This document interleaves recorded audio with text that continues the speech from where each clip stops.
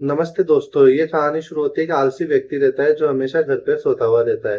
तो एक दिन वो गांव के बाहर निकलता है और उसे दिखता है एक आम का पेड़। वो आम के पेड़ को देख के उसके ऊपर चढ़ जाता है और आम खाने लगता है। तो कुछ देर पश्चात उसको एक लोमड़ी दिखाई देती है। लोमड़ी की एक पैर टूटा हुआ था जिसकी वजह से वो चल भी नहीं पा रही थी। तो वो आम खाता हुआ व्यक्ति सोचता है कि ये कैसी लोमड़ी है, इसको कोई शिकार भी नहीं कर रहा और ये आराम से चल रही है, बस इसका पैर कटा हुआ है तो ये भाग नहीं सकती, तो इसका शिकार और आसान हो जाता है। तो कुछ देर पश्चात जंगल में से आवाजें आने लग जाती है और सारे जानवर इधर उधर भागने लगते हैं। तो ये देख के वो भी व्याकुल हो उठता है कि हो क्या रहा है। तो कुछ देर पश्चात उसे शेर दिखाई देता है। शेर उस लोमड़ी के पास आता है तो व्यक्ति सोचता है कि आज तो इस लोमड़ी को ये शेर खा ही जाएगा। तो कुछ देर पश्चात वो शेर के मुंह में एक मांस का टुकड़ा होता है तो वो लोमड़ी के पास रख के वहां से चला जाता है। तो लोमड़ी को उसका आहार मिल जाता है।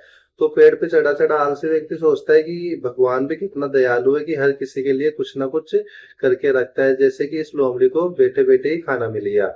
तो ये सोच के वो व्यक्ति अपने घर जाके सो जाता है। सोचता है कि भगवान ही आके मेरे को खाना दे जाएंगे, सारी भगवान की लीला है, तो मेरे को कमाने के लिए या खाने के लिए बाहर जाने की कोई आवश्यकता नहीं है। ऐसे कुछ दिन बीतते हैं तो कोई भी खाना देने के लिए उस व्यक्ति को आता नहीं है। तो उस व्यक्ति का दिल टूट जाता है और वो बाहर जाके एक साधु तपस्या कर रहे होते हैं उनके पास जाके बोलता है कि भगवान मेरे साथ हमेशा ऐसा क्यों करते हैं। उस पेड़ कटी लोमड़ी को तो शेर खाना देने के लिए आ गया परंतु मेरे को कोई भी खाना देने के लिए नहीं आया। ये सुन के साधु एक बहुत बड़ी बात बोलते हैं। साधु जी बोलते हैं कि तुम वो लोमड़ी क्यों बनना चाहते हो जिसका पेड़ कटा हुआ था, तुम वो शेर बनो ना जो उस लोमड़ी को खाना देने के लिए आया था।